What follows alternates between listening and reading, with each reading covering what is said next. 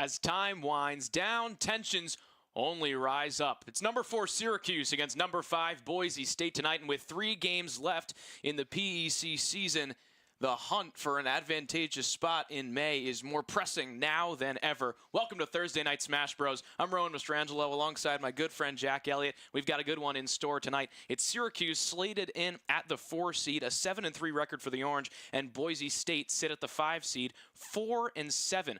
An over 3.5 game gap between these two teams. It's a big separator in the PEC. Jack, what can you expect out of these two teams? It's quite the differential in terms of the matchup. Yeah, you know, Syracuse has kind of had a couple tough losses early in this spring season in the PEC. Michigan State beat them in week 1, and you know that's just something you come to expect. This Michigan State team is so good. But then they lost to Nebraska. They beat Nebraska in the fall, and I mean, it just wasn't a game that I expected Syracuse to lose. Now Nebraska in that 2-3, but you know it was difficult.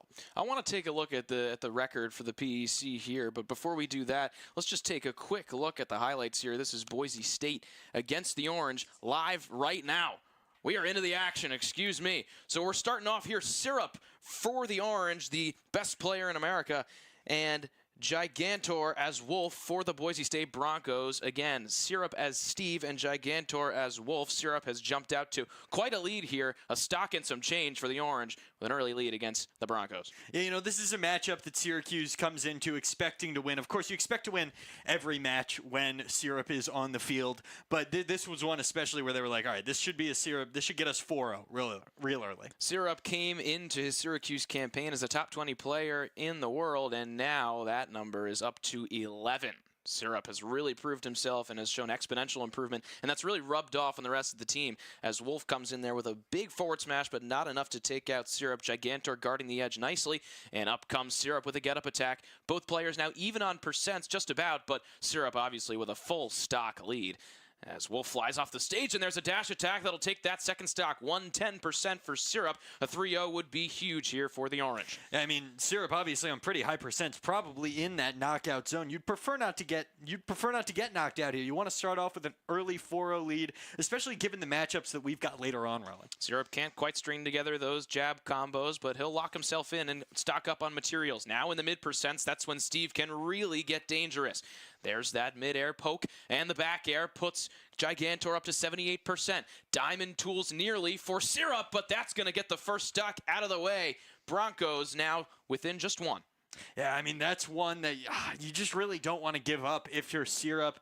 It's gonna give at least 1 point to Boise State after the game. We'll see if he can finish it up here, which he should be able to. And we didn't talk a ton about the matchups in store, but this is one that is extremely favored for Syracuse. So the fact that Gigantor was able to even take 1 stock off of Syrup is very advantageous for Boise State, and something that wasn't really a guarantee going into this matchup. So even though, you know, Syrup has a big lead here, definitely a positive outcome for the Boise State Broncos, as that forward smash is going to do it for Syrup. The expected win for the Orange, they lead 4-1, 4-1 lead for Syracuse in a race down the line. We've got 3 matches left in round 1. SU up 4-1.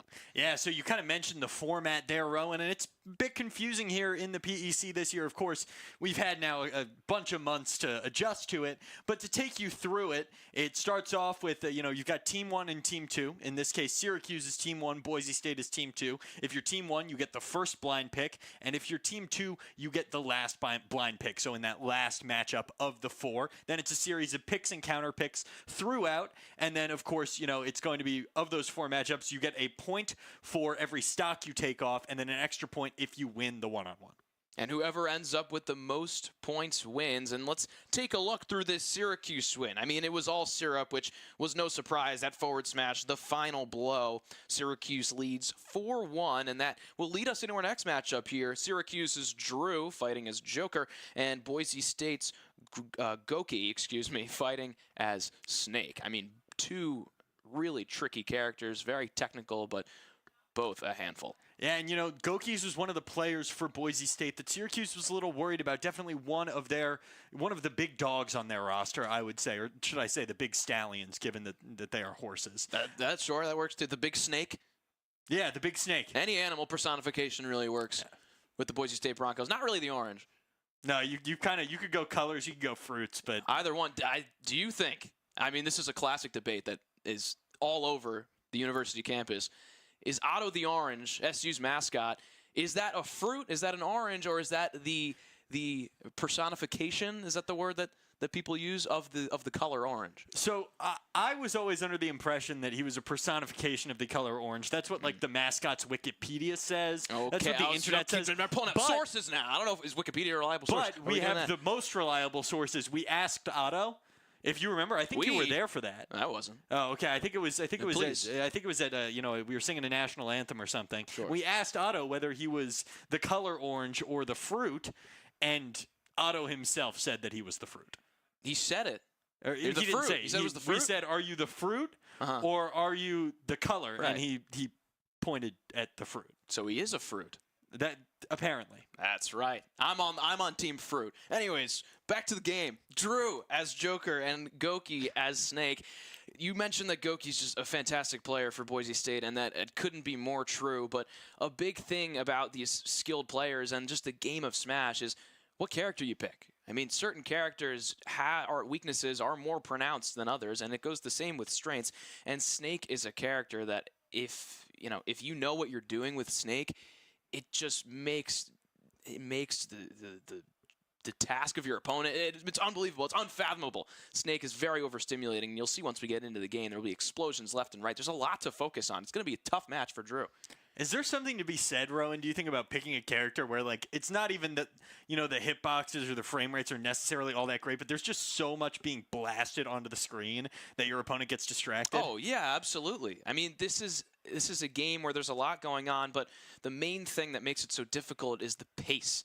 I mean, there's a reason that you see less mistakes in a game like golf and more mistakes in a game like hockey or basketball. There's just less time to think. And Smash is very similar. With high pace of play, it demands quicker reactions. And characters like Snake that just throw a lot at you and make it tough for you to react, they're going to be able to capitalize on a lot of scenarios. And Snake's got a ton of bombs, a ton of different projectiles and shooters and things to deploy.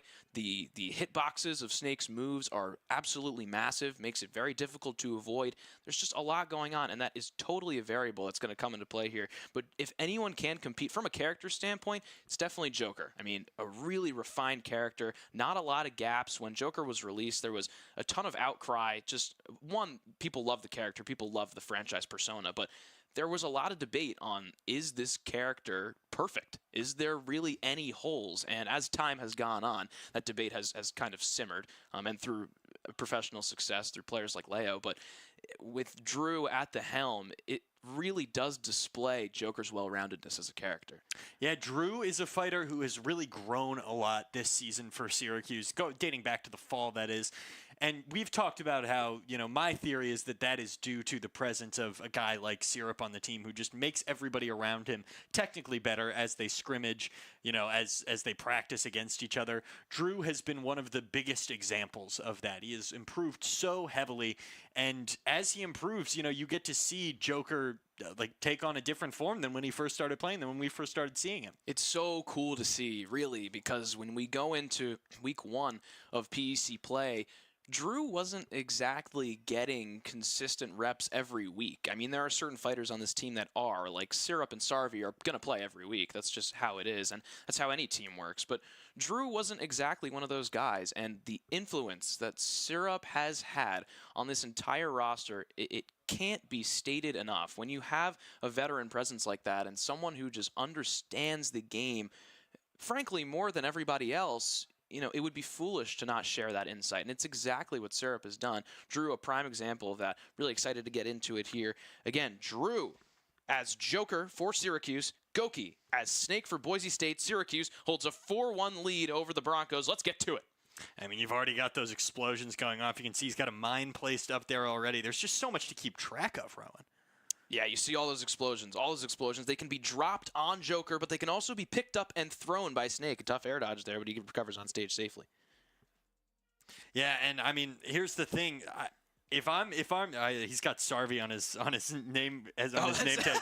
It tripped me up there. You would never see Sarvi playing Joker. You would only ever see him playing Luigi. But if I'm Drew here, I'm really looking to keep my distance and just kind of try and build up some percents early on, especially with that ping. The big key here for Joker is being conscious of the projectiles, where they are, understanding distance, and also understanding that you want to get in the grill of Snake here. When you're going up against a projectile, heavy character, you really want to, make their projectiles unable to be used, and you do that by reducing the space. And this has been a very solid performance here from Drew, as we're about even on percents. A little advantage here for Syracuse, 95% on Boise State and 83% for the boys in orange.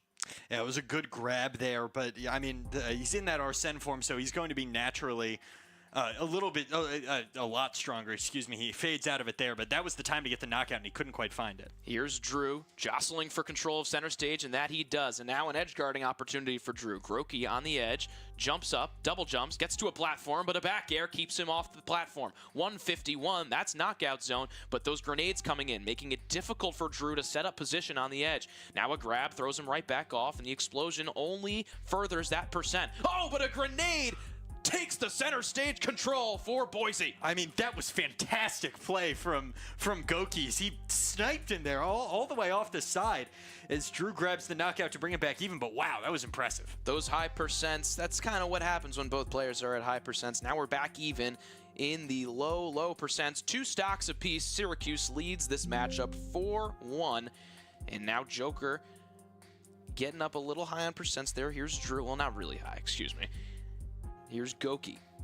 I mean, now would be the time to push the envelope, right? Back with the guy behind you, the Arsene form. Now is the time to push the envelope if you're Joker. Yeah, and now's also the time where Goki's really going to try to rely on this passive play, on this projectile-heavy play. You want Arsene to run out. You don't want to experience that at all. And so you can already see taking advantage of those platforms, baiting him in, and then dodging him out. It's exactly what Goki's doing. And look at that. Arsene's done. Not a ton of percent. That was very well executed by Goki.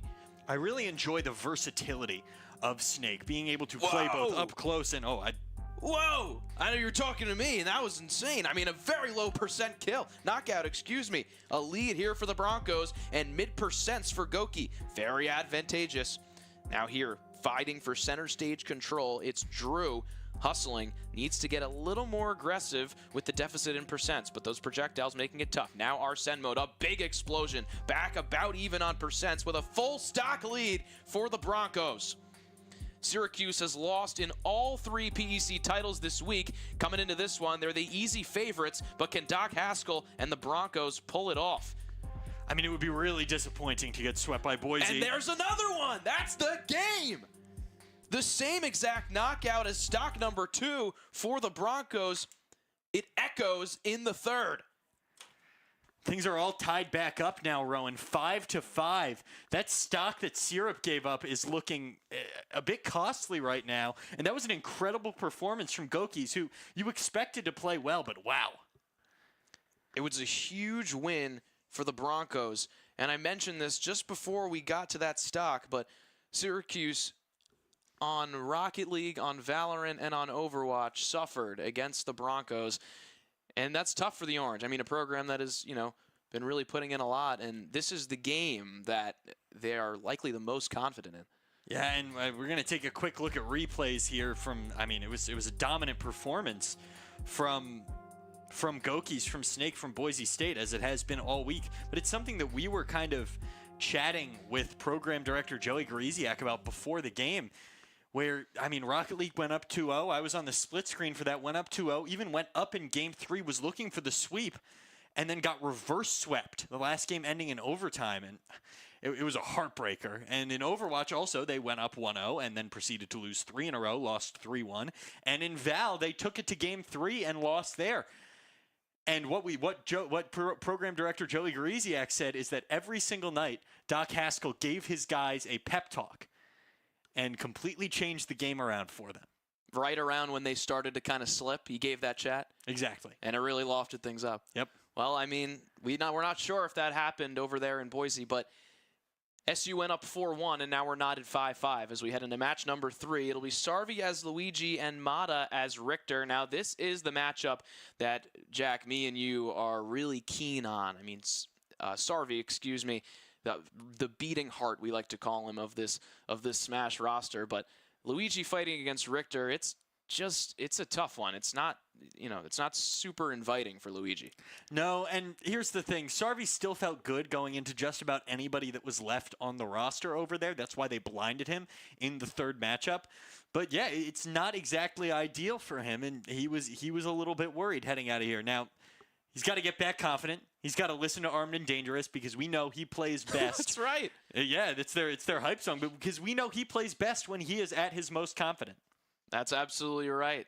The Sarvi King Von upward relationship. When Sarvi listens to Armed and Dangerous, you better watch out because he is armed and dangerous. That's through and through. There's data to prove that. But it's going to be an interesting one. And Sarvi last week against Nebraska had a little bit of a faltering. And he is definitely a mental player. We've seen that, Jack. Yeah, and in this situation, he has all the pressure heaped on his shoulders. This last matchup is going to be interesting, but this is the one that could decide things, especially because they're tied right now. Sarvi as Luigi and Mata as Richter knotted at 5 in round number 3. I guess series 1, we'll call this. Yeah, I like series or set. Either of those works. Set. We'll do set. I like that. It's all very new. All right, of course. I mean, yeah, this is a one of its kind broadcast or one of its kind format. Excuse me. Right, 100%. Here we go. Sarvi. It's been fairly distant here. Richter really taking advantage of that projectiles. Kind of similar strategy we saw with Goki as Snake. Just, no rush, no need to close the gap in the middle. If you can reach them from afar, they can't reach you, so why not? But now Sarvi getting in close. A quick 40, a quick 50, a quick 66. Oh, went for the up B, but couldn't quite can it. Yeah, and he definitely took a little bit extra percent that he didn't want to take there, but, I mean, he was looking dominant there for a moment, and that's the beauty of Luigi, huh? Mm-hmm. And it really scares opponents when you let Luigi get in close, and that's exactly what he's trying to do now. Just one projectile. Richter's got a plethora of them. 78 looking to stun with that grab and then maybe get a kill move off of it. Decently even on percents. Couldn't quite get there. That up B there from Richter, though, going to knot things up. And now Mata in a position to guard center stage. Heading off stage, Luigi not exactly great with the recovery options, so maintaining center stage control Sarvi, that's going to be a huge point. That back air there, though, from Richter, a ton of knockback, just at 88%, now 106. Looking to get back on stage. That axe, though, deals a big blow, but invincibility from Luigi is going to keep Sarvi alive here. Both characters decently high percents, and now the center stage control has shifted. Richter as Mata trying to get back, and he does. A big hit, and here comes Luigi back to the stage. The first axe, no, but the second, yes. 137 on a lightweight Luigi. This is tough, and that forward tilt's going to do it. A 3-2 lead for the Broncos. And Sarvi's just got to land a combo right here, and this could be it. Oh, didn't get it. Nearly. Didn't land every hit of that down air above the stage. And he's been using that down air to knock out a lot recently as opposed to, some of his more patented moves. That hitbox, it's a lot bigger. It's a lot easier to land, so I don't blame him. But 49% here for Sarvi, 116 for Mata. Mata doing a great job pacing and spacing with all these projectiles. The axe, the magic blue potion. Oh, and the edge guarding has just been so dominant from Mata. He's been so dialed, and that's a huge strength of Richter's. With all these projectiles coming in at different launch angles, you can really cover every zone of offstage, and an unfortunate air dodge for Sarvi. He's got to be kicking himself after that. Oh, and he just doesn't look like he's playing with confidence right now.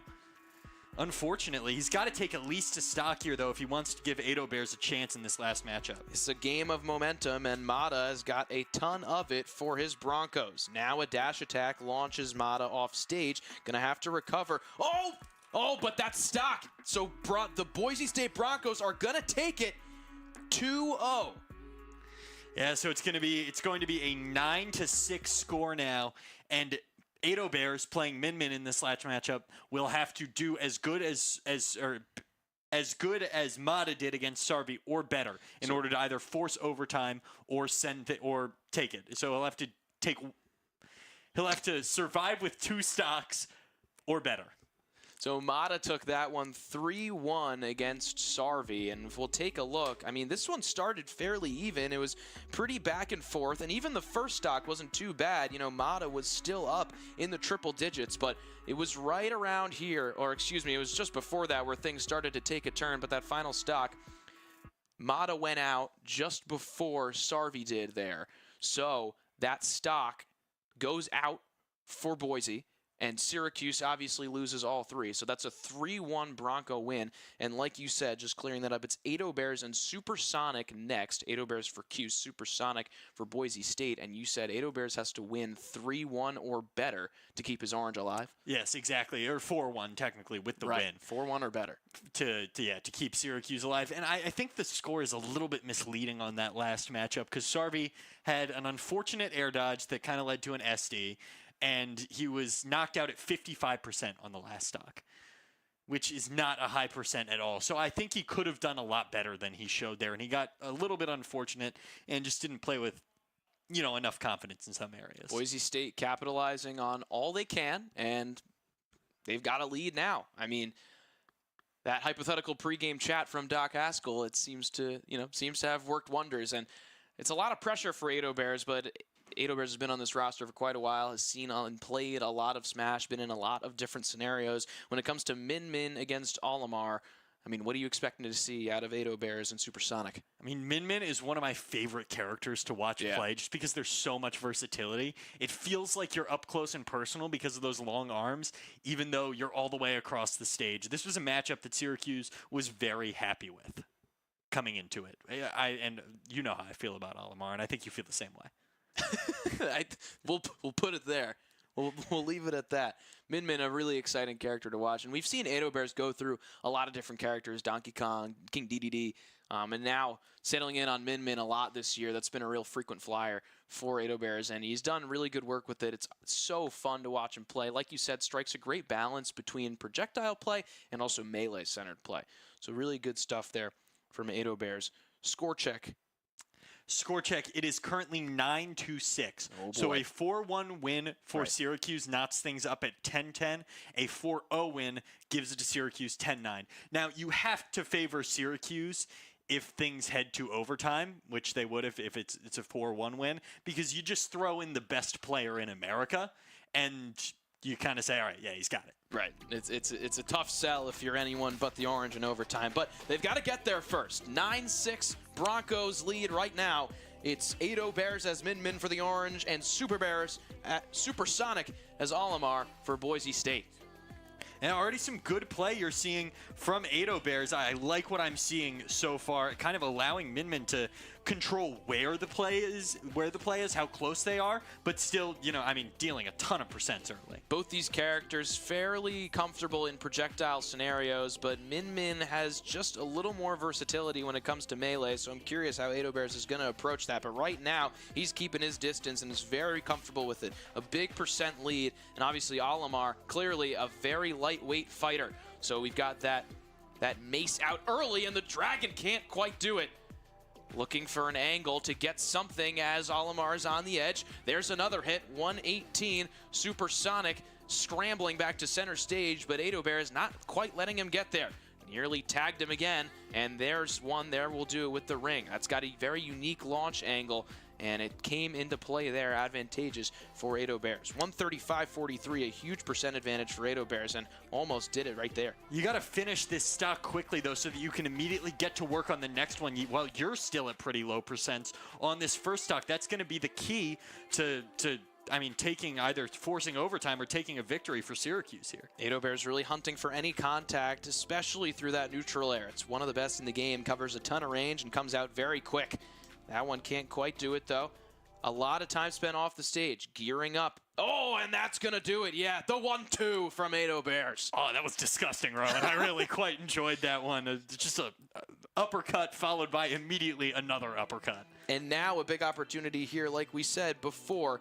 Ado Bears has to do 4-1 or better, so not a ton of breathing room at 111%. You've got to make minimal to no errors here, and that's exactly how this stock has started. Yeah, that was really impressive play. You have to make the most of this stock because you only get one more. You don't get another after. You have to stay on 2 stocks in order to force an overtime. Ado Bears has gained about 15% since this stock has started. Meanwhile, Supersonic in at the mid-70s. Now jostling for center stage. Oh, can't quite get the tether grab on the ledge. That's the only stock Ado Bears can lose if the Orange want to stick this round out. And Ado Bears has to finish off this stock. Alamar currently at 75%. So yeah, you got to finish off this stock quickly. Beautiful spot dodge there from Alamar and paid dividends. 51%, 70 now against Syracuse. Just one correct move, it can feed families. And it's just Alamar making some really nice reads here on this stock and really punishing Ado Bears so far. An even game, but that's not what SU needs. Boise State with a little bit of breathing room here in the final matchup of set number 1. That up smash will do it. A quick move, comes out quick, decent range, and that'll do it for the next set. The next stock, excuse me. 95% for Ado Bears. Got to make it work. And this is it. This is it. You're up at 106%. Your opponent is only on 15, and you have to take this stock or the game is over. The entire Syracuse team huddled around Ado Bears, looking intently at the screen just as we are. Ado Bears 118, or 123. Supersonic on the controlling the center. Here's Ado Bears now on top, trying to get down. That he does. Couple jabs, little bit of percent. Gotta pace and space here. Can't get in the midst of a melee attack with Alamar when you're this high in percents. 75% now against Supersonic. Ado Bears has clear center control. A bit of variety there. Oh, and that's gonna do it. The up smash from Alamar. Boise State's gonna take set number 1. Yeah, it's just unfortunate. Felt like Ado Bears was pushing back into that matchup there. Could have done it, but Alamar got inside. Ado Bears missed on one attack with both of his arms, and that was it. Alamar got inside and punished. And there it is, but just too little too late. And you could see Ado Bears just kind of slumped back in his chair. And he knew he knew there was a world where that one worked out for the Orange. You could see it in the physical reaction. Yeah, it's an 11-10 win for Boise State. And it's just one you feel like could have been there for the Orange. If Syrup 3 stocks, if Sarvi takes another stock, if any of these things happen, you get into overtime. Like any conventional or esport, it really is a game of inches, and Boise State just edged out the Orange in set number 1. Again, it's a best of 3, so we're headed to round 2. We'll do another draft, and we'll be right back with you shortly once that's done and done.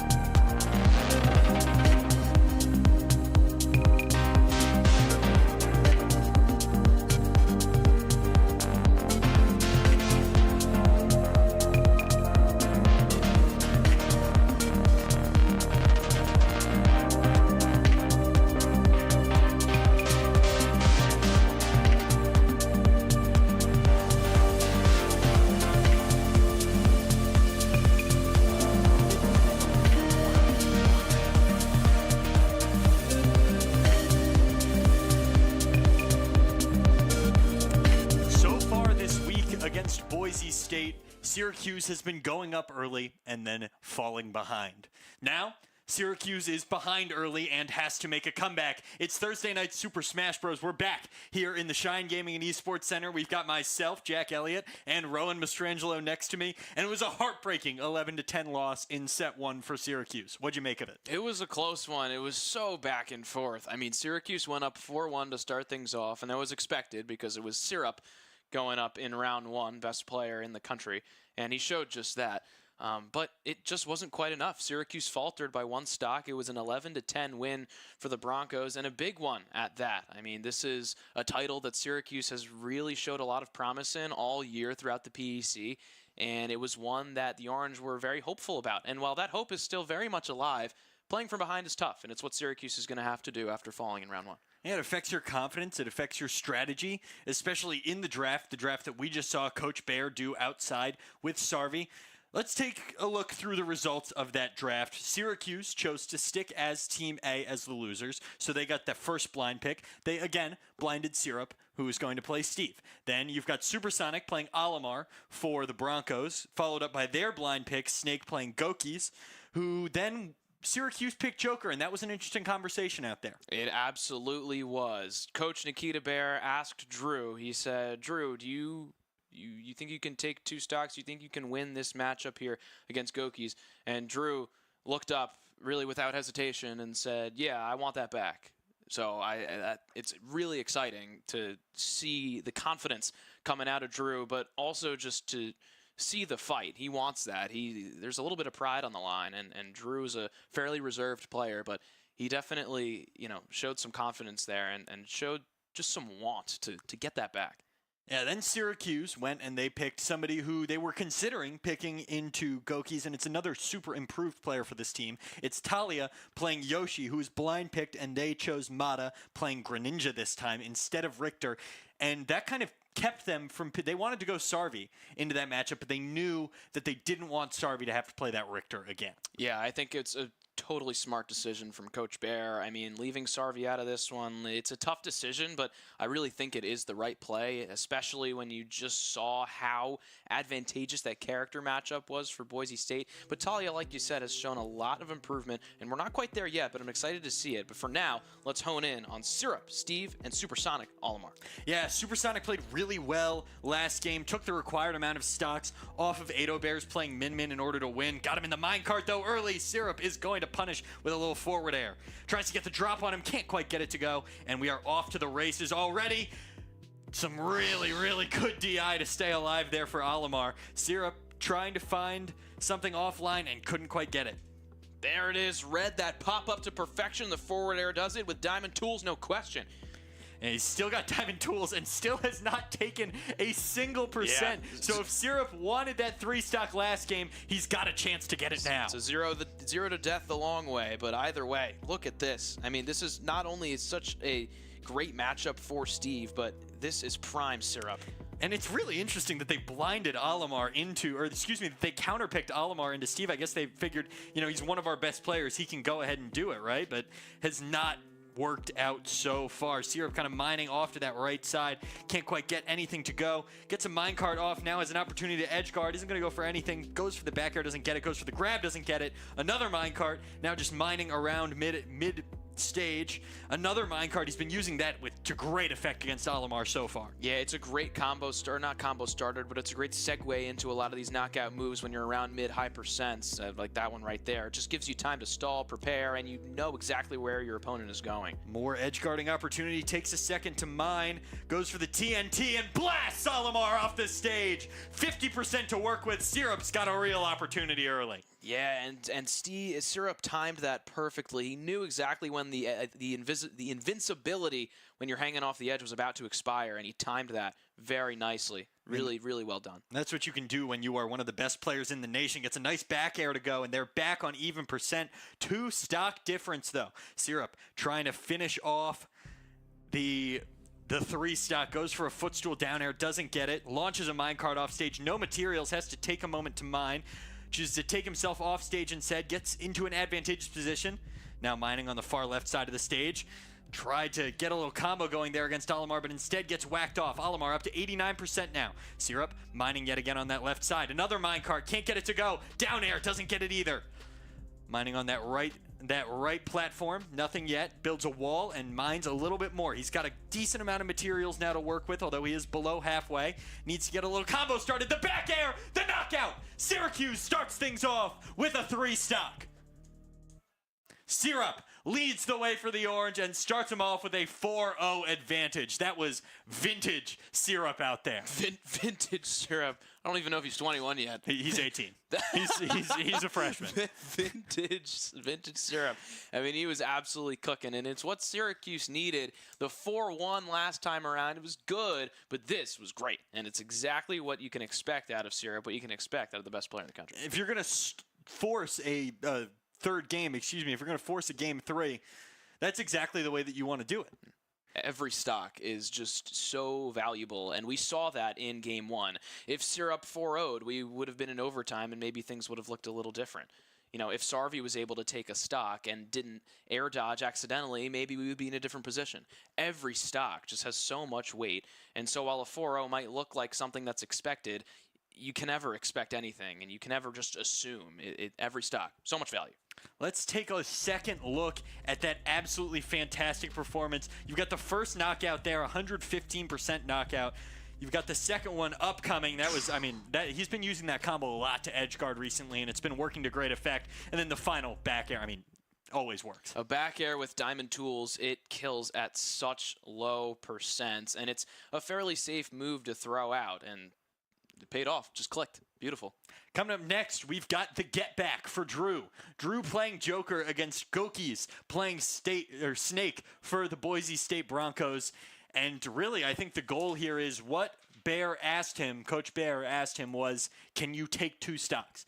And that's going to be the goal here if you are Drew. You want to take 2 stocks. Now, of course, the goal is always to win by as many stocks as you can, but 2 stocks will put Syracuse into a really advantageous position. And how this matchup went last time, it was a 3-1 win for Goki, and that knotted things up at 5 apiece. So in a position now for Syracuse to either really run out with a good lead here or for Gokis to bring his Broncos right back into contention like he did in set 1. Both of these characters can really space. You know, I think Snake has a little bit of the advantage up close and personal, but I mean that's really a kind of an objective thing. But he was using that grab to great effect last game against Drew, so he's going to have to really try and avoid that here. Already up to 45% is Snake. Drew sitting right around that 20% mark and still just trying to build up into that Arsene form. Battling for center stage now. Definitely a lot of spacing for both of these characters. Tried to shield all the way through the grenade and nearly got it to go. Now in that Arsene form, though, and in a good position to look for a knockout. I really, really like Drew's patience this time around. You can't exactly force anything, and that will be the first stock. I mean, as I said, he got into that Arsene form and immediately pushed the envelope, looked for the knockout, and got it to go. And now he has just a little bit of Arsene left, and he got 10% with it before, unfortunately, falling out of it. 78% now for Drew and 27% for Gokis. Grenades all around the stage. I mean, it's incredibly distracting if you're a player. But last time, that was really a big variable for Drew, and he got caught up in a lot of them. This time around, it's much more methodical. He's playing a lot safer. He's playing, he's playing less in his head and more controlling what he can on screen. Getting jockeyed now, though, around that center stage into the Arsene form. Needs to get up close and personal, needs to deal some good percents now early, can't get knocked out. I mean, I feel like if you get knocked out at like 0.5% in that Arsene form, that's a bit of a failure. It's definitely a waste. It's definitely a loss. So percents here are crucial, and 73 now we're talking. Yeah, that is exactly what he needed to do. Dealt some good percent here early. Good shield from Snake to try and avoid some of the bigger percents. Arsene form is gone, but gets 100% out of it. So really, really a solid performance. Now an opportunity to edge guard, though, for Gokis. Only got 1 missile off, and it was a good recovery from Drew. Latches onto that edge, gets back on stage, and has now managed to get inside and into that center stage. Got a good grab, up to 108% now, but there is the knockout blow from Gokis. Forward smash just notched him with the first hit, and then the second blown to oblivion, but a very productive stock from Drew. Now, you can't let this turn into a productive stock for Gokis. He's at 108%. You got to knock out as soon as possible and not let him deal too much percent on your second stock before you can. Again, the question was, can he take 2 stocks? And he's definitely looking in a good position to do that right now. Yeah, the pace that he's moving at is very good. Got a good grab there, up to 117% now is Gokis. Avoids a couple of grenades, but gets lit on fire by one there at the very end. Back in the Arsene form, this is a knockout opportunity for sure. Goes off stage very far and gets the knockout and the recovery. A great play, and now he's got those 2 stocks that his coach requested and an opportunity for more. Only at 57% right now is Drew, and has a little bit of Arsene form left to utilize. There it goes. That's the end of it. Oh boy, and also high percents here. I mean, we just talked about not allowing the Broncos to squeeze a lot out of a stock, and that's exactly what we're starting to see right here. Yeah, so it's going to, I mean, you want to push, you want to kind of get up close and personal is what I'd say for the rest of this stock. You're up at 143% back in the Arsene form. Get as much value out of it as you can right now, because you know, quite frankly, it's going to be gone fairly soon. Drew's been doing a great job soaking up those grenades and using them to bump up that Arsene bar. I mean, I think this is his 3rd or 4th time in Arsene this game. It's been great. That'll do it, but 57%, not bad. It's enough to walk out with those 2 stocks that Bear needed. And you can even get the win here and put your team up 8-2 if you can take another stock. That would be absolutely massive for Syracuse. They'd only have to win one of these last 2 matchups in order to take the set and force a set 3. You're about to get back into that Arsene form. There it is right there, up at 112%. 116% is Snake. Now is the opportunity for a knockout, and it will be a huge one for Syracuse. Drew kind of edging towards that right side, can't quite find anything, jockeying for center stage. They go off stage. Nobody's really managing to land a hit. Drew lands one there. He's going to try and go off an edge guard. We'll see if Snake can get back up. He can't. Syracuse takes an 8-2 lead, and it's a complete flip from last game. The momentum has shifted, and Drew makes it happen. Gets a fist bump from Sarvi, and he's got a nice, smug little smile. He knows that's exactly what he had in store, exactly what the doctor ordered, and boy, did he deliver. Bear said it, I think, 3 or 4 times. You're going to get your get back. We're going to send you in. You're going to get your get back. And get his get back. He did. That was impressive under pressure. That's an 8-2 Syracuse advantage now as we head into round number 3. But let's take a look at how we got there, Jack. I mean, it was just incredible. He took so much advantage of his Arsene form. He utilized it to maximum effect every time he got into it. 100%. Absolutely. And that's a big pro that Joker has. Some characters, they have that ability to just buff everything. We Fit Trainer has it with her deep breathing, and Joker has it with Arsene, and taking advantage of that and making sure you can get as many of those opportunities as possible is crucial, and it's exactly what Drew did. Clearly paid off. Yeah, and it's something that I don't think he really did in the first game. He kind of wasted a couple of Arsenes. He either got knocked out in the middle of them, because naturally getting to Arsene form will take you pretty high in percent because you have to take some damage to get there. So he just didn't utilize it to maximum effect, and he did the exact opposite in his second attempt. He also soaked up a lot of that grenade damage. We talked about it briefly during the game, but if you hold the Arsene activation buttons down B and you do that while a hit comes your way, it reduces the damage a little bit, and it also bumps up that bar. Once that bar gets all the way up, you can activate Arsene, but that is an easy way to get that bar progressing faster than normally, and Drew put a big priority on that. I mean, the amount of hits that Snake throws out in a normal match in comparison to those other characters, you saw how many explosions were on the screen. While that can be scary, it's also an opportunity to soak up that damage, get that Arsene bar up, and start capitalizing on the offensive end. It's exactly what Drew did, and it's taking a scary situation and making it beneficial for your team. Speaking of opportunity, it's an opportunity now for Talia playing Yoshi. If Talia can win here, that clinches things for Syracuse. They'll have taken 3 out of 4 games, and that'll force a set 3. Love it. It's High all stakes. on the line. Thursday night, what else do you want? Thursday Night Smash Bros. It's my highlight of the week, Rowan. Thursday Night Smash Bros. Straight into my Thursday night D&D sessions, but we're going to get into it right here. Absolutely. Talia Taunts taking away. I mean, Mata had one of the most impressive performances of the first round, so Talia definitely has their work cut out for them right here.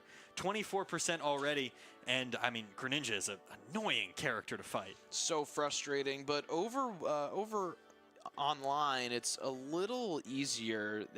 Greninja's not quite as responsive and not quite as clicky, and that's really in comparison to land play where you can just get stifled.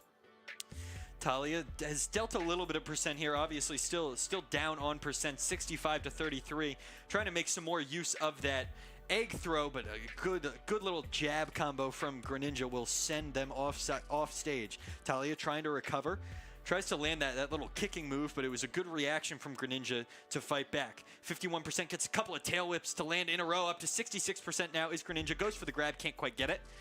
Now they're jockeying again for that center stage. 108% now, and oh, nearly a knockout, but Yoshi, who is a heavier character than you might expect, manages to get back on stage. That weight really showing off. Yoshi is super heavy and doesn't quite look it, so in these higher percents, got a little more life than you would expect. Oh, it lands a couple of heavy hits. Up to 109% now is Greninja. Both characters in that knockout zone nearly got it there, but just managed to land a little bit of percent to go up to 118. Now 118 to 138, 20% difference. Now 30% difference between the two of them. Talia tries to land a couple of egg throws, can't quite get either of them. Just on that edge, really trying to get back inside and can't do it there. Now 160%, but a good spike, and my goodness, it's an early knockout for Syracuse. Talia with some really impressive play. The spike into the throw upstairs and the knockout. So tough. I mean, the change of direction, that was beautiful. A beautiful thing. That was a knockout with a lot of aura, and already got 62% on the next stop, really making the most of this one. Thought that might have been the knockout, but no, still alive is Yoshi. Talia making excellent use of the 170% on this third stock. Seems that they've really got an understanding of what exactly Mata's getting after and how they want to win this game. Mata had one of the most impressive performances of the first round, as we said pregame, and is kind of getting dominated right now. That should be the knockout, but no! Wow, still alive is Yoshi. There it is. Finally, you finally get the knockout on Yoshi, but not after 84% dealt to Mata by Talia. Kind of taking a moment to reset after the stock. Trying to land a couple of jabs, can't get any of them to land. Mata up at 96%, gets into the egg and just falls harmlessly off stage. Talia is flaunting it out there, my goodness. So locked, and Coach Nikita Bear has the widest grin on his face watching Talia compete. Smash team's absolutely loving this Talia player that's shown a ton of growth, and that's really on display in this game. You said it, I said it, I think off air beforehand. Talia has absolutely shown some of the biggest development of anybody on this team. The Yoshi play has come in so clutch, and having a character like that on your team is so important. Up to 74% now on this second stock is Talia. Dealt about 30% on the third stock to Mata. And reminder, if Talia can take this third stock, it will be a win for Syracuse. We'll still play out the last matchup, of course, for scoring purposes, but that would do it.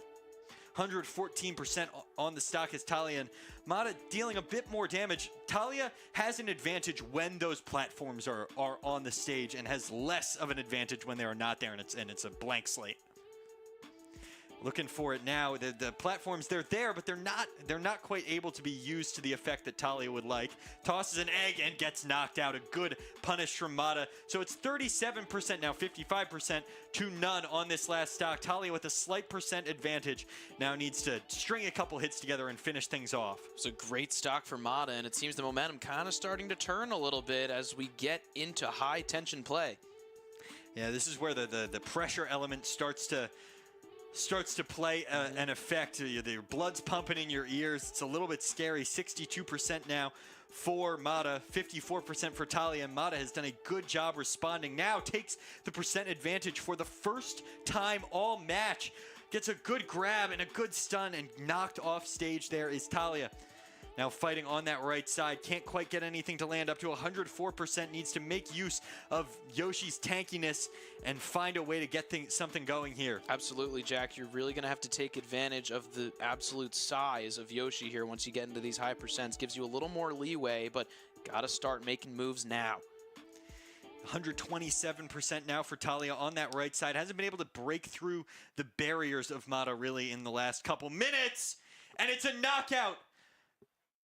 Mata comes from behind and takes it from Syracuse 4-2. Syracuse still in an advantageous position, but it does still mean you have work to do heading into this final stock.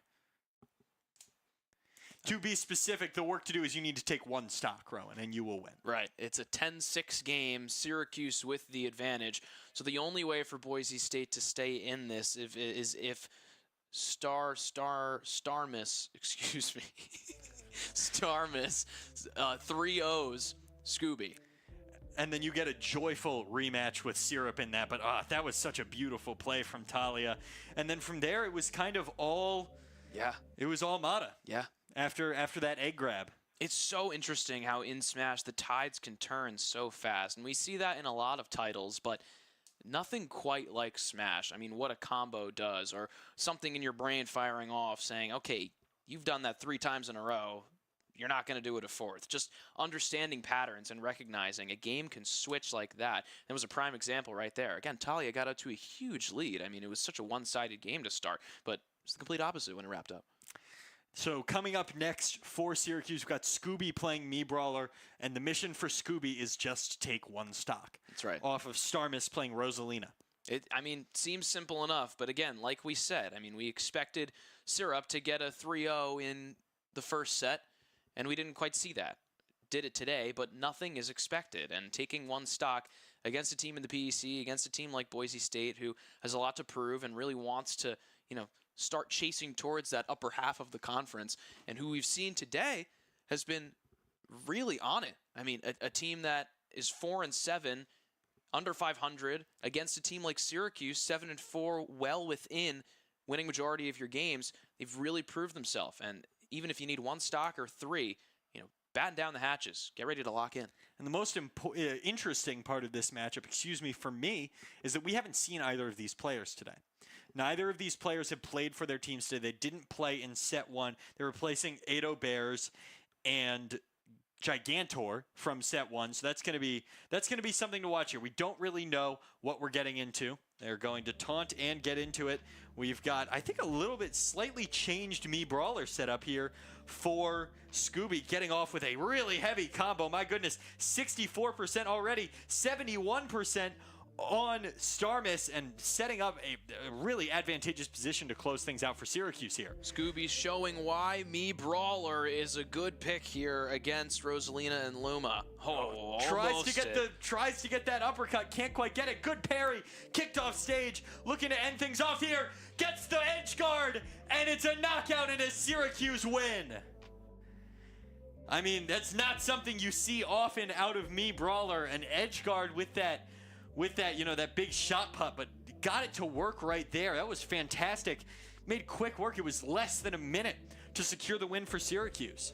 Just such a great showcase early on from Me Brawler. All-out aggression, and that's what you want for Scooby and his fighter, Me Brawler. I mean, it's in the name. You got to brawl. There's no projectiles there. And when you're Starmiss playing as Rosalina and Luma, you want to take advantage of Luma as much as possible, create that space and create that separation. But Scooby just would not allow it right out the gates. Something I think was interesting was beforehand when Coach Bear was talking to him, as he gets another knockout, didn't even take a % on that stock, I don't think. Something that he said to him beforehand when he picked him, he said, hey, don't troll this matchup. This could decide things. That's right. And, I mean, he doesn't appear to be trolling, Rowan. He seems to be as serious as the grave. Absolutely. No, not a joking matter in sight for Scooby. And he's looking to put this one away. And, that's going to do it. No regard for the heart of the Broncos. We're going to set number 3. My goodness, it was a 3-stock. I don't think we've seen Scooby hit a 3-stock all year. I'm not sure we've seen anybody besides Syrup hit a 3-stock all year for Syracuse. And he did it to maximum effect right there. It took about 70%. And it's going to be a 14-6 win for the Cuse on the back of huge performances from Scooby and Syrup. That was incredible. Yeah, disgusting. And I think even though you didn't need a 3-stock there, the flair of it all and the kind of nastiness of it all, it's what Syracuse needs going into set number 3. Their backs were kind of against the wall, felt a little bit of adversity after set 1, were able to take set 2 handedly, and now set 3 is where you can really decide, all right, who's got a better understanding of one another? Who knows what each other's going to do more? Are you in my head or am I in yours? We're going to find out in set 3. And it was Joey Gariziak, the program director, standing behind us, giving a little hello to the camera. There he is again. Good to see him. But if there's one thing he wants, it's to beat Doc Haskell's Broncos. I bet he just texted him right now. I guarantee he's talking. I bet he's talking to him right now. He's got him on cell. And we'll find out if the Orange can do it. We've got set 3 coming to you in just a moment.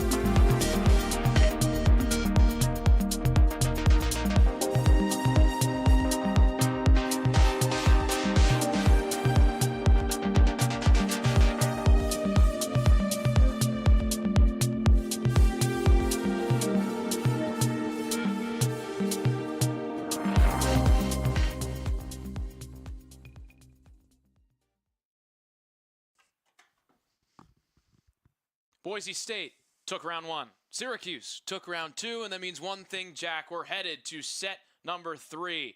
Syracuse coming off a loss from Nebraska, Boise State from Minnesota. Both these teams looking to get back in the win column and fight for the best seed possible as we get closer and closer to May. And both teams on the cusp of what will be the 4th to last game of the season. Some studded showcases from both rosters, and it's why we are back here in this make or break set 3. Yeah, Ron, they say the best 2 words in sports are Game 7, but apparently the best 2 words in regular season PEC Super Smash Bros. Action Right. are set 3. Absolutely. So I'm hyped. I couldn't agree more, and it's going to start with a great matchup here with Supersonic of Olimar for Boise State going up against Ado Bears as Min Min. We've seen Ado Bears in round 1. He played Min Min as well, did a decent job, and we'll see how he does opening things up as opposed to closing it out.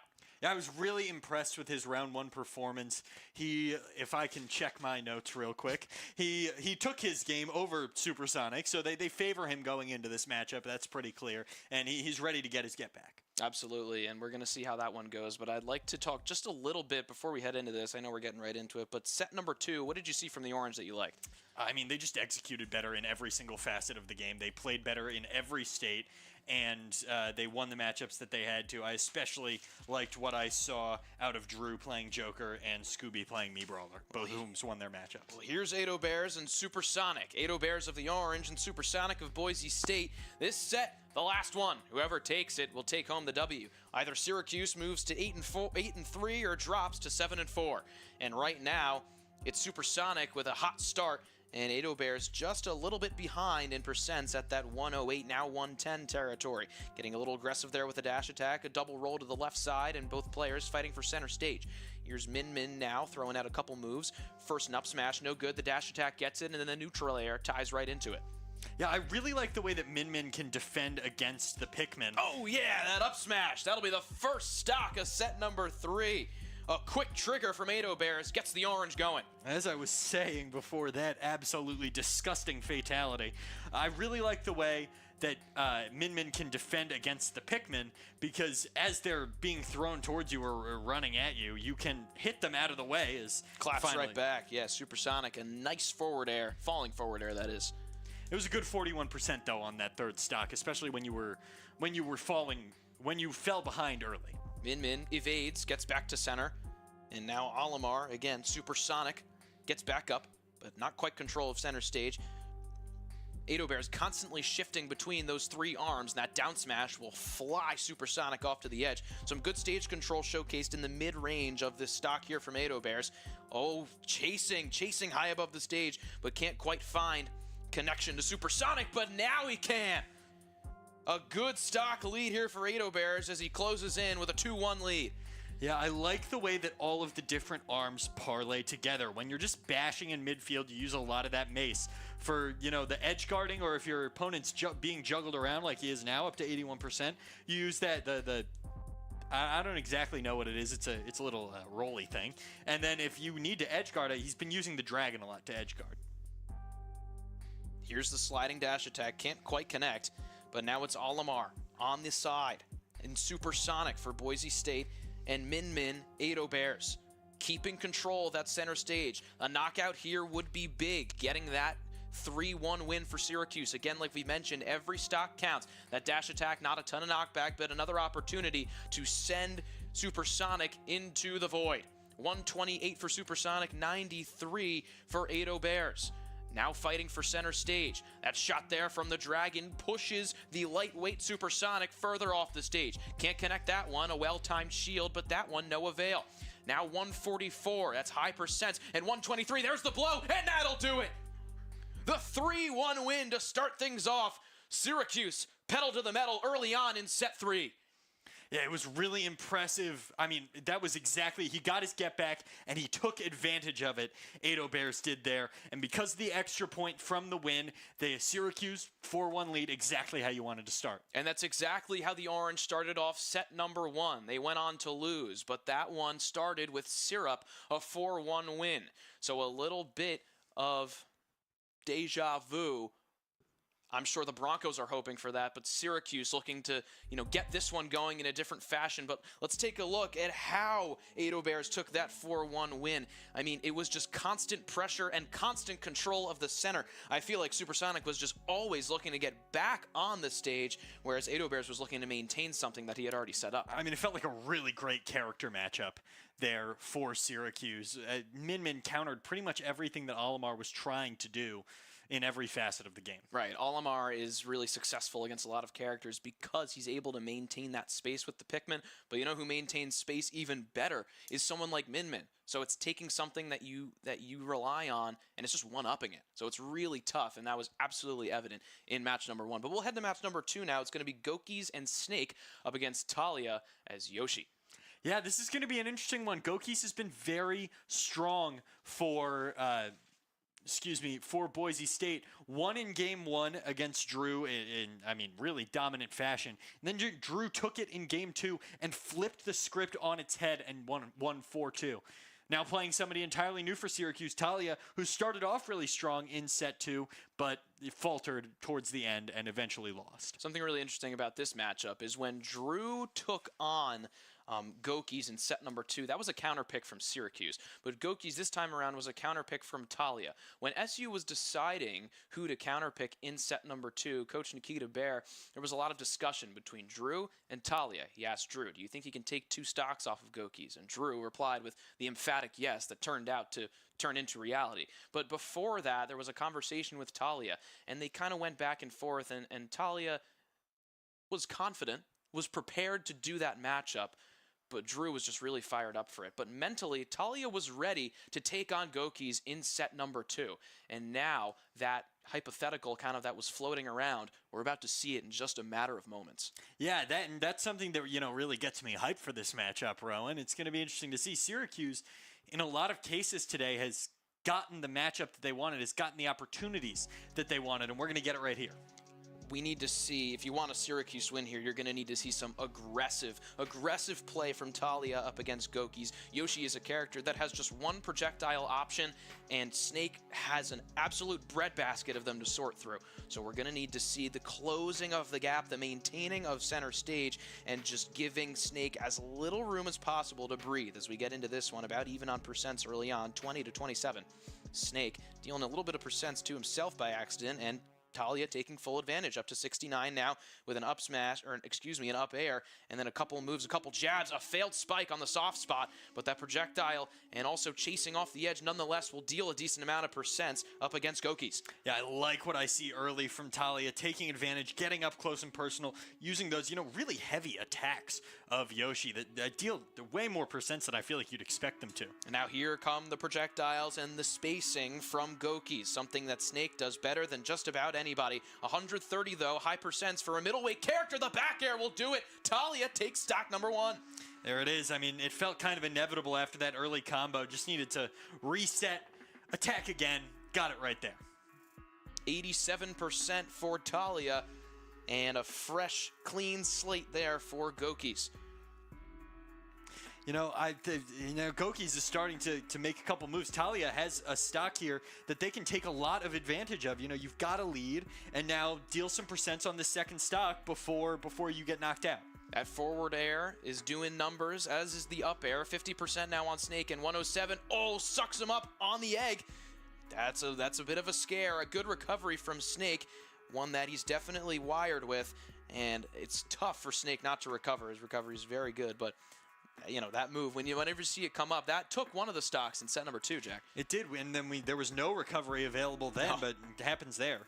Very fortunate for him. Good spot dodge, and then a good reply with the egg, but that bomb's going to launch Talia up and not us up at 2 stocks apiece. Syracuse leads 4-1 in set number 3. Playing Snake got to be terrifying. You think you're just running across the stage, and all of a sudden you're blown into oblivion? That is horrifying. There's so many little traps. It's absolutely terrifying. And you can see the edge guarding from Talia. It's a lot more difficult now with Gokis throwing these projectiles off from the edge. That up air puts Snake into knockout territory, but also flirting with the edge of the stage. 130 now, and now Gokis has got to be a little careful. Oh, nearly got it there. Oh, there's the up air. Oh, yeah, up tilt to up air. A beautiful string. Yeah, I mean, that was exactly it. Talia went for a couple moves that didn't quite hit, but the sequencing worked well enough and got Gokis into that vulnerable position. 81% now on Talia, and just 10%, 12%, 17%, hunting for some more control from center stage, and it's what Talia's been doing a very good job of, not letting any space get in between them and the victim. The best thing I've seen from Talia today is varying up the moveset, changing the order in which you do things, and kind of catching Gokis off guard. Now we're getting back into high percents, a full stock lead from Talia. This would be a big win for the Orange, creating some space on the scoreboard. 118, 120, now Snake with the center stage control. 118 for Gokis, and 140, no, now a clean stock. 1-1, but high percents from Gokis. I mean, you still have to feel pretty confident if you're Talia up at 120% in that knockout zone. Accidentally ate a grenade there, so that's not ideal. There's an up smash. Talia takes it over Gokis. The dinosaur constricts the snake. The Orange headed into round 3 with a sizable cushion. And you got to feel confident, especially because Syrup hasn't even played yet. And if you win 3 of 4, you win the set. That's right. So, I mean, you got to feel pretty nice that you've still got Syrup in your back pocket. And that's kind of the risk you run with putting Syrup at the back of your lineup, is you need the front half to hold up their end of the bargain so that the second half can sit pretty. And based on the trends, that's what we're inching towards. But this one was... It was a back and forth affair, but Talia just kept a slight edge the whole way through. This was beautiful. Up tilt to up air, a tried and true high percent combo for Yoshi, and it was executed very well. And that up smash just caught him on the descent. Really solid play from Talia, a fighter that's been improving all year for Syracuse, as we've said time and time again today, and the results speak for themselves. And you've got somebody next up who I think is also looking for a little bit of a get back, Rowan, because in set 1, Sarvi took on Mata. Sarvi was Luigi, Mata was Richter, so that's changed a little bit now. Mata's Greninja, but Sarvi lost 4-1. And if there's anybody who wants a get back more than anybody on this team, it's Sarvi. And, you know, I think he feels like he's got a bit of a better chance going up against Greninja than Richter, but he'll get the opportunity to do it here. Throughout all these matches that haven't been Sarvi, there's one voice that I have heard firing up his guys, and it's the voice of Sarvi. I mean, just endless support streaming from the Luigi main. From Monroe, New Jersey, W. Shout out New Jersey. Shout out Jersey. Shout out New Jersey.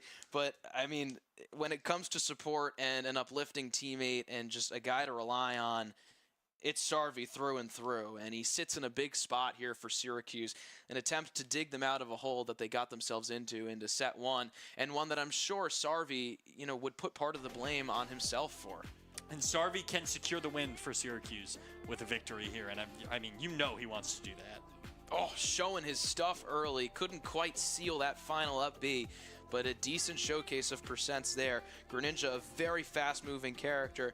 I mean, before you know it, you've already gotten up into high percents, and they've dealt just so many hits on you. So we need to see some composure here from Sarvi against the Mata that he lost to previously in set one. And Mata playing very well to start these combos, these quick hits. Greninja moves so fast, and it's working. Oh, the up smash to up air. That will do it. Both multi-hit moves, and they paid off there for Mata with an early lead.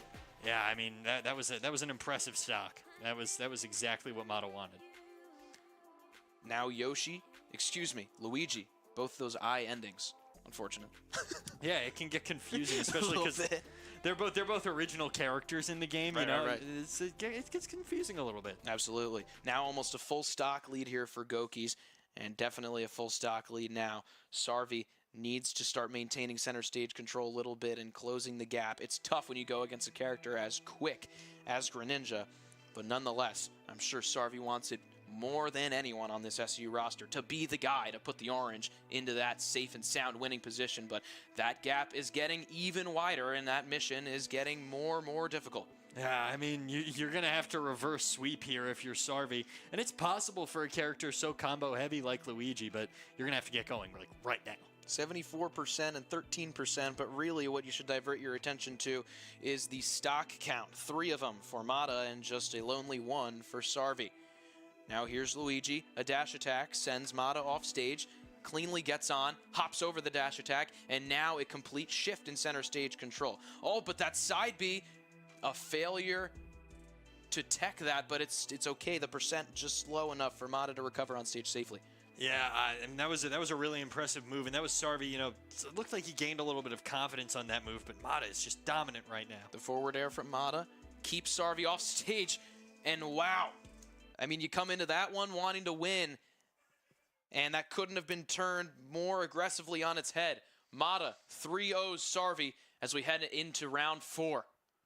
And it's interesting, Rowan, the implications here. It's currently an 8-7 lead for Syracuse. So, you know, Boise State has done a good job so far of getting stocks on the board, even in losses. And the interesting thing about this last matchup is if Syracuse loses 4-2, if Boise State wins 4-2, Boise State will win. If Syracuse wins 4-2 or better, then they will win. So it is a true sudden death. Whoever wins this last matchup will win the series, will win it all. Fortunately, Syrup is still available for Syracuse, and he will be playing. This is the absolute closest it can get. It's Gigantor versus Syrup. Gigantor, we've seen him previously in set number 1. Who did you go with, Jack? Wolf. He was Wolf, and he played Syrup. And it was a 4-1 Syrup win, and that would be more than good enough to propel Syracuse to their 8th win of the season. But obviously, talk is talk. What can you expect? A Steve Wolf matchup, but more importantly, a Syrup Gigantor matchup.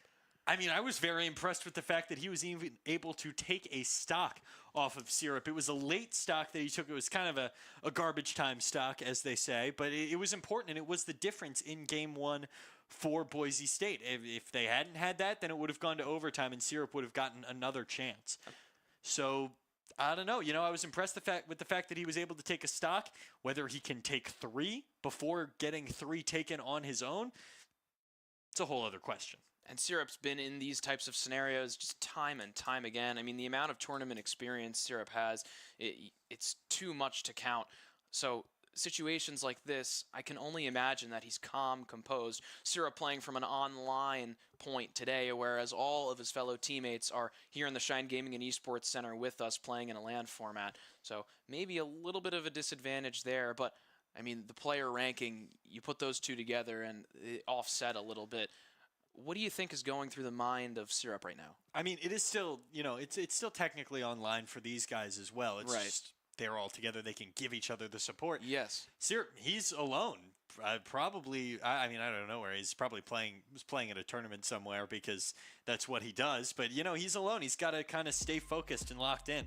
Win or go home. Syracuse, Boise State, right here, right now. And Syrup wasting no time notching a 43-47% combo up against Gigantor's Wolf for Boise State. Again, whoever wins this one will take it home. I mean, that was a lot of early percent delta Syrup. That was not quite what we expected from this one. He's got to get those diamond tools quickly. On iron tools right now, not exactly the best. Obviously, it goes gold and then diamond next. Fairly even on percents. Syrup able to string together just a couple of combos, but nothing quite like that one with a big knockout blow. And those blocks and a faulty recovery is going to push Gigantor down into the void. Syrup, a 3-2 lead so far. That is rude, Rowan. He built a wall. He built a wall in front of him that he couldn't recover from. That was absurd. 62%, 43%, a stock lead for Syrup, and is looking to cook more with blocks scattered about throughout the stage and diamond tools. He is a real fear. That back air, such velocity, such precision, such Syrup. I mean, 3-1 lead. That was like a 72% knockout, Rowan. That was absurd. It's unbelievable, the power that Steve has, and so quickly now, Gigantor starting to sweat on his final stock. That one won't quite do it, but it'll put him in a scary, scary position. Let him right into it. Read the roll. The explosion. Gigantor's Wolf caught barking up the wrong tree. Syrup takes this one for the Orange, and they will advance to 8-3 on the season. That was fantastic play from Syrup. He knew exactly what he had to do, and he did it in around a minute. Disgusting. I mean, wasting no time. In and out like a bandit. When you have a player like that on your team and you can save them for the end and say, all right, you guys know what you have to do at the beginning, he's got it for the last match. I mean, it's such an advantage. A huge win for Syracuse, backs against the wall, and at a time where the PEC season's starting to wind down. Facing adversity is a great thing, but it's only good if you can come back from it. And this is a moment that I'm sure the Orange will harp on and reference to if they get into a spot where they don't think they should be down, how they can get out of that. So you just saw Joey Gariziak just texted here? Doc Haskell. He said, GG's, we got one on you. Fun week. And it was a fun week. Syracuse, unfortunately, lost 3 titles, but it's the last one that matters most. 100%. Syracuse takes this one 2-1 in a best-of-3 and moves to 8-3 on the year. That's good to be tied for the 3rd spot in the PEC. Meanwhile, Boise State drops to 4-8. And now we're at a point with just 3 games left in the PEC season. You're running out of time to get reps in, so every game counts. And buckle up because we've got a fun season left in store. But that'll do it for our presentation of tonight's Thursday night Super Smash Bros. Match. It's the 4-seeded Syracuse Orange taking it 2-1 over the 5-seeded Boise State Broncos. A huge thank you to our entire production team, Joey Gariziak, Director of Syracuse Esports, everyone who can contribute to this awesome event. You can catch us next week for another broadcast of Syracuse Smash Brothers. I'm Rowan Mastrangelo alongside my good friend Jack Elliott. Thanks for hanging out with us. We'll see you next week.